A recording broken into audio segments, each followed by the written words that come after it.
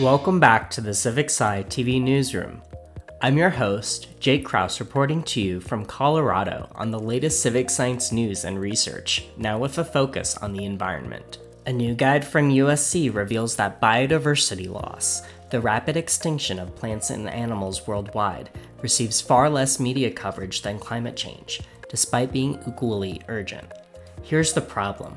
When experts do talk about biodiversity, they're often using complex jargon that turns people off, focusing on distant problems instead of local impacts, or overwhelming audiences with doom and gloom statistics.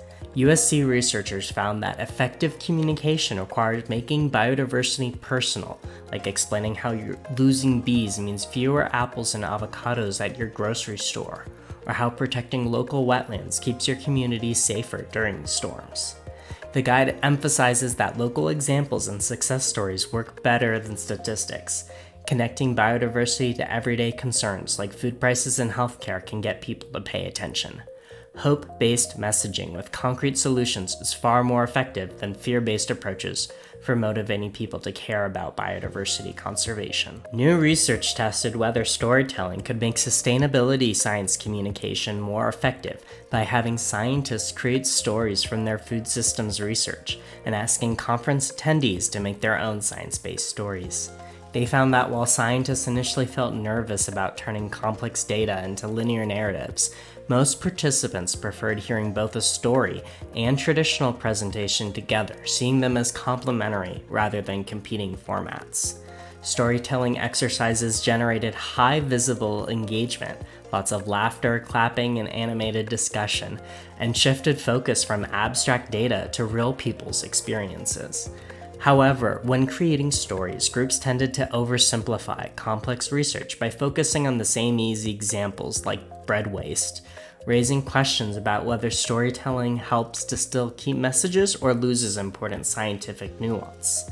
The researchers conclude that storytelling shows promise for sustainability communication, but works best when combined with traditional presentations. A new article explores a unique Dutch research journey that combines scientific exploration with public participation in the Arctic.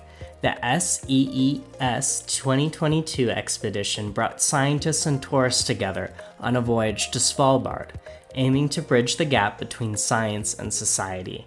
Rather than observing from a distance, tourists actively engaged with climate research, gaining first-hand insight into polar science and environmental issues.